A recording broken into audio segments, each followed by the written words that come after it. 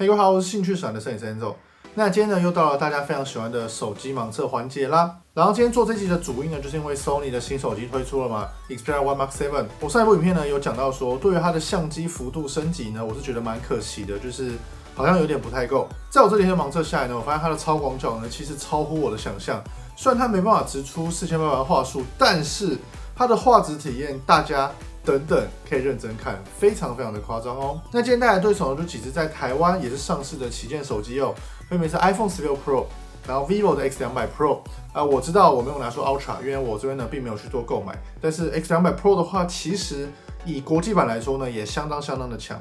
再来的话呢是小米15 Ultra， 也就是小米最强的手机。最后一支呢就是 Google 的 Pixel 9 Pro。那我快速讲一下规格。iPhone 的话呢，超广角跟主镜头都可以拍高画素，但长焦的话不行，长焦还是1200万画素，然后是5倍。然后再来是 vivo 的话呢，非常的强悍，它每一颗镜头都可以拍高画素，而且望远镜头呢是在85mm 左右，也就是3.7倍。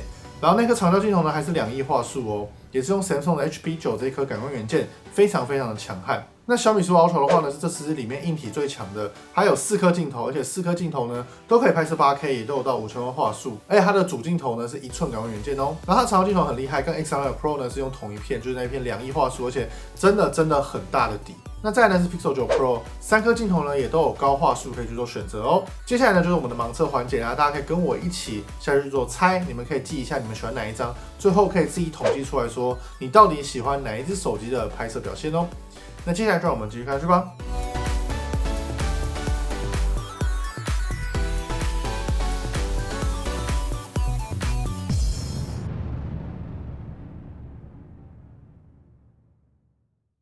那我们现在进到我们的第一题，超广角这一题的话呢，其实还蛮明显，因为每一只手机的广度不一样。那我们先撇开广度，我们先看一下直出色彩，你们会觉得哪一个比较好看呢？我自己会觉得1的这个动态范围拉的比较多的感觉，2的对比度蛮高的，然后4的话呢，下面有一点点偏绿，好像不太像是当下的感受。我觉得1是这张我觉得拍的最好的。那在大白天看起来呢，其实表现都还挺好的。那让我比较意外呢，就是说 Sony 的超广角呢并没有办法开启高画素，但是它的细节表现呢其实还不错，它说不定是其实有拍高画素然后超采下去的啦。好，那放大之后呢，其实细节都还不错。那我们呢直接来公布解答吧。1的话呢是 Pixel， 因为可以看到说 Pixel 呢是全部最广的一支 ，Pixel 8 Pro 有到11，然后这个9 Pro 的话呢是12mm 左右，是真的非常的广。那现在呢是主镜头在同一个场景的高画素模式的拍摄，每一支呢都有开高画素。然后首先我们可以看起来就是跟刚刚的感觉其实有点像，就是我觉得第3张的这个晕影的感觉有一点重。就这个树叶的边缘呢，有一点白亮的，有看到吗？这里，所以这个呢，我不是很喜欢哦。那我们放大右后方的建筑物之后，可以看到说，在建筑物上的细节表现，这都高画素模式哦。我会觉得1的表现最好，因为像这个砖头的纹路呢，都还在。其他手机的纹路的话呢，3还算是明显，但其他手机的纹路都算是有一点点被抹掉。那我们这题呢，就来公布解答。所以这张表现最好呢，就是 Pixel， 然后再来就是小米。但小米会有一个小问题，就是像它这个 HDR 的演算的这个光晕感受呢，处理的还是没有其他家手机好。那接下来呢，我们直接来看望远端，然后因为每只手机的望远端呢会有一点小的不一样，所以我们直接来看10倍的表现。放大之后可以看到说，我觉得4的细节表现呢是最好的，2的话也不错，但2的话这个线条哦，有一点点怪怪的，没错吧？这线条都有一点扭曲的感觉，运算的有点奇怪，应该是这张照片的第1名。那我们就来公布解答。那这张照片算是不意外，就是小米15 Ultra， 它的长焦表现呢真的是非常的好哦。因为它跟 X200 Pro 还有 X200 Ultra 虽然一样都是 HP9 的那一片感光元件，就2亿画素，但是小米的焦段呢是最远的哦。接下来这张的话呢，大概是20倍左右。从小图的话呢，就可以看得出来2跟4的表现，还有5，这几支呢算是还不错。放大之后呢，算是还蛮明显看出来，应该是4的表现最好。但是2的这个 AI 运算感呢，还是有一点点重。那我们来公布解答。这次呢，我选到了 X200 Pro，然后它跟小米的话呢，表现都不错。像这里的这个线条感受呢，小米的算法是比较奇怪的，所以 vivo 这个算法呢比较胜利一点。那我们现在看到的是唯一两只可以开到100倍的，你们可以看一下100倍的体验谁的比较好。那我觉得还蛮明显的，就是左边这张的 AI 运算之后的效果呢，确实是比较优异的。那我们来公布解答，这张应该是小米啦。来，3、2、1，这是小米15 Ultra，这个是 X200 Pro。那我们接下来这张呢，看到的是1倍镜头拍摄人像，然后这里呢并没有开启人像模式，然后都是用各家手机的最高画素，所以我们可以看一下各家手机的最强表现。那我们放大来看一下细节。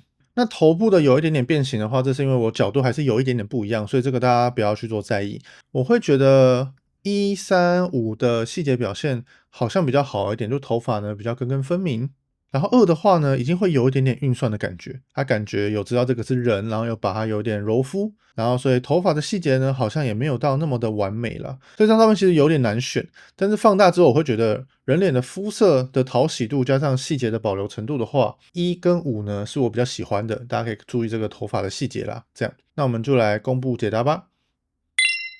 那其实 Sony 之前我有讲过，就是它的4800万画素的白天的表现，主镜头是相当优异的，可以看到这个细节表现没有什么奇怪的感觉，然后也没有什么涂抹感。然后这个超广角呢，就是我举起来就拍，所以我没有特别去调人的曝光度，它会自己去做决定。在2的部分呢，人的地方是拉的最多、拉的最亮的，所以论讨喜程度的话呢，我觉得2绝对是最好的。那3的话呢，没有针对人脸拉亮呢，有点小可惜，所以论细节体验的话，我觉得5的话呢，还算蛮自然的，但是我觉得还是要稍微顾一下讨喜程度了。那我们来公布解答吧。我是认真觉得还蛮意外的欸，在放这么大之后呢，Sony 的这个整体解像力虽然只有1200万画素，但它是超级超级扎实的1200万画素欸，所以你看跟 vivo 的5000万摆在一起，其实你不会觉得它的画质不好欸，它的画质是好的欸，所以我认真觉得它可能有先拍4800，然后再把它压回来，所以细节体验这不太像是一般1200万画素的细节体验，它细节体验呢是拉好拉满的，哇，让我好意外。那接下来看到的是长焦镜头拍摄人像，但其中有一只手机没办法用长焦拍人像，所以应该很明显，我就直接说这个呢应该是 Pixel， 因为 Pixel 呢没有办法用长焦拍，只能用最多推到3倍，所以那个整体的背景感受呢会长这个样子。这张选的话呢，2的饱和度虽然比较高一点，但是我觉得它的整体的层次感受比较好，然后散景的感受也还不错。那么放大看细节之后呢，我会觉得1、2、4的细节表现呢都还挺不错的，但是1的话呢，就是明显没有对人脸有什么优化，所以2跟4的话，我个人觉得分数是比较高一点的。头发抠边感受的话，我会觉得也是2跟4比较好一点。这个发丝感，确实还是2，我觉得表现的算是最好，所以这张照片呢，我给2。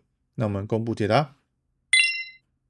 让我蛮意外的。2的话呢是小米，然后3这个 Sony 的这个散景体验呢，因为我刚测完，我觉得 Sony 的散景体验呢还不错，但是有一个点哦，就是如果我们把 vivo 这张照片换成 vivo 的其他散景的话呢，其实也相当的有特色啦。那这张照片我们看一下室内的人像表现，然后也是可以注意一下发丝，然后都有开启人像模式。那在头顶的发丝运算上的话，很明显呢，就是3算的最好，而且3的整体细节跟皮肤的感受呢，都是这里面的第一名哦。然后可以看到这里的缝隙，3也有去做运算。2的话呢，这张运算的很少，所以相对来说发丝是还在，但是3的这个发丝运算绝对是更为优异的。那我们来公布解答。所以人像方面的话，最强的应该还是 vivo 还有小米，以这5只手机来说的话了。那我们来看一个非常难的，也就是超级逆光。后面就算夕阳已经这么低的情况下呢，光还是很强，所以前面呢都是 HDR 运算起来的。3的话呢，算是比较不自然，就是有点太贴上去的感觉。4跟5的话呢，勉强可以接受。2的话，脸这边有点平，有点奇怪。所以这张照片要选的话，我觉得拍的最好的很难选，但我可能还是会给4吧。这样，那我们就来公布解答。所以大家有没有看到 iPhone 其实它的 HDR 运算呢表现也很不错哦。那我们来看一下各家手机的自拍表现，这就是女生的环节啦。就是你们比较喜欢哪一家手机的自拍呢？那当天室内环境应该会比较接近3跟4这个色温的表现啦，所以这个呢确实有一点偏蓝。那我个人觉得的话，我一定是选4的，因为4的话最广。我个人觉得自拍呢就是要广。那我们公布答案。所以我觉得 Pixel 的这个超广角的自拍镜头，我个人是给很高分的哦。那我们来看一下实物的表现。那这时候呢，我都有开启它的人像模式去做拍摄。那大家觉得哪一盘看起来最好吃？我觉得应该4看起来比较好吃一点吧。那论实物细节的话，感觉其实每家手机都差不多。然后一的话呢，这个节瓜的细节比较少。那主要是好不好吃啦，我个人觉得很难做判断。但是我们论这个人像模式的这个演算的话，我会觉得说二算的有一点过头了。就是我虽然点在这里，然后我的虚拟光圈呢也没有开的很大，但是它很快就把后面给糊掉，所以我会觉得有一点奇怪。我会觉得其他手机算的比较好一点。那我们公布答案：Sony、iPhone、Pixel，然后小米，然后 vivo。那我们来看一下夜景的部分，这个是超广角夜景。然后我故意选这个点呢，就是因为还可以看一下各家超广角在这个高光压制的时候呢，谁压的比较正常。4跟5呢压的比较好一点，可以看到像一的话呢，这个边边感很重；二的话呢还好，但3的话呢也很重。所以4跟5的话呢压的最好。楼梯细节方面的话，其实3跟5都还表现的不错哦。所以总归来说啦，这张照片呢，我会给5，就它的整体的运算效果呢是最为的优异的。那我们来公布解答，3、2、1。所以这张照片呢，我觉得拍的最好的呢是 Pixel。那我们先看到主镜头的抗耀光还有高光压制，可以看到除了2以外呢，都把路灯的这个形态给压回来。所以我们可以看到说，就是5的话呢是最严重的，莲花斑是最严重的，鬼影是最严重的。然后镜头耀光方面的话，可以看到1的这边是最亮的，有看到吧？这个超级亮。然后3跟5也蛮亮的，所以2跟4的话，论这个耀光点的话呢，算是最轻微的哦。所以这张照片谁的抗耀光最好？我觉得应该是4啊，应该是4。那我们公布解答，iPhone 的这个耀光点点呢，真的是超级亮，这就是它最外层保护镜的问题啦，就是它坚持用蓝宝石玻璃的问题。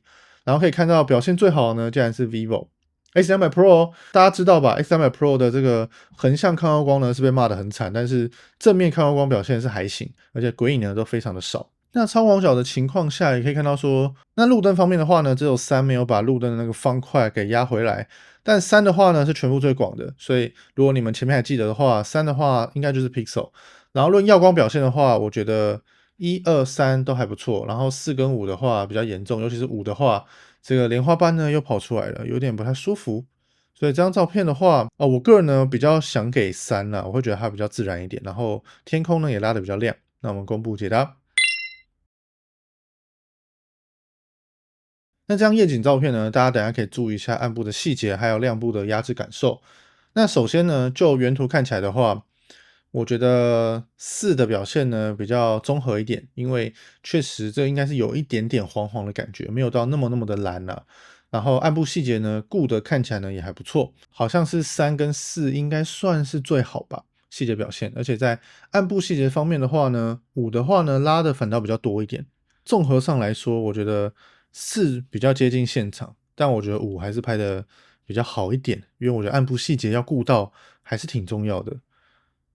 那你们喜欢哪一张呢？那我们来公布解答。完全没想到我在夜景这一卡竟然选到 iPhone，哇！iPhone 这个细节表现优异，真的优异。那我们现在看到是5倍的长焦夜间模式，然后这个场景也一样哦，就是我们当下肉眼看的话呢，会比较接近1跟4的这个感觉。那2、3、5的话呢，其实暗部细节呢都拉蛮多的。那放大之后呢，其实各家细节的表现呢都不算太差。可以看到就是4的话呢最黑，那每家手机呢能开夜间模式的话呢，我也都会打开。所以它黑的话呢，就是它的问题了。论细节表现最好的，可能我会给3，但是如果论谁比较有现场感、维持现场感的话，1跟5都不错。那这张照片我给1好了，因为我觉得1的这个层次感比较有现场感。那我们公布解答，可以看到 Pixel 呢老样子，就是它暗部有点拉的太多了。这张照片呢是10倍的夜间模式哦，10倍。然后我们可以第一眼看到，就是应该是看起来就是3的细节表现呢是最好。那我们放大来看一下，可以看到确实呢3的这个运算感还蛮重的，但5的话的细节体验呢算是还比较自然一点。所以这张照片要给的话，我会觉得5的锐化感受没有那么重，细节体验也比较自然，所以这张照片有点难选。论讨喜的话呢，应该是3，但我个人觉得5拍的也还行。那我们公布解答，5的话是 iPhone iPhone 的夜间模式长焦真的挺强的，大家不要误会它咯。虽然长焦镜头的日间表现不太好，但夜间表现 iPhone 真的还挺不错的。然后我这边想讲一件事情，就是在这个情况下，后面这3只手机基本上都是一张成功，但前面2只手机都要拍好几张才有不会晃到的，就是 Sony 还有小米，给大家看一下。你看这个晃成这个样子，然后你看这个也是晃到，所以要论长焦夜间的稳定度的话，后面3只表现都比前面2只更好一点。最后一张给各位看一下夕阳，你们最喜欢哪一张呢？那这个时候呢，就给各位猜吧。那我顺便总结一下，就是我觉得这5只手机呢，算是各有特色。如果你今天非常在意就是整体表现的话，我觉得确实 vivo 还有小米是比较好的选择。但小米的长焦夜间呢，常常会容易手震，所以最全面性的呢，确实还是 vivo。那如果现阶段的话呢，你可以考虑 X200 Ultra。X200 Pro 呢，就是有台版，但 Ultra 的话呢，你就得买路版。那就是看你要不要承担那个小小的风险，但其实风险应该也不会到非常的大啦，就这样。那 Pixel 的表现我觉得也不错，它就是一个比较中规中矩的方式，就是它每样细节呢都顾得还不错 ，HDR 呢也不会到非常非常的不舒服的感觉。那 iPhone 的话呢，就老样子，它确实比较真实取向。那以上呢就是这5只手机的盲测，你们最喜欢哪一只呢？欢迎留言跟我分享哦。那这张夕阳照片你们最喜欢哪一张？那我们来公布解答，3、2、1。那这张长焦的白平衡，我个人最喜欢的，觉得大家都不太准啦，但我可能会选5啦。这样5的话呢是 Pixel 所拍摄的。那有任何问题的话呢，都欢迎留言分享哦。我是兴趣男摄影师 Angel，谢谢各位，拜拜。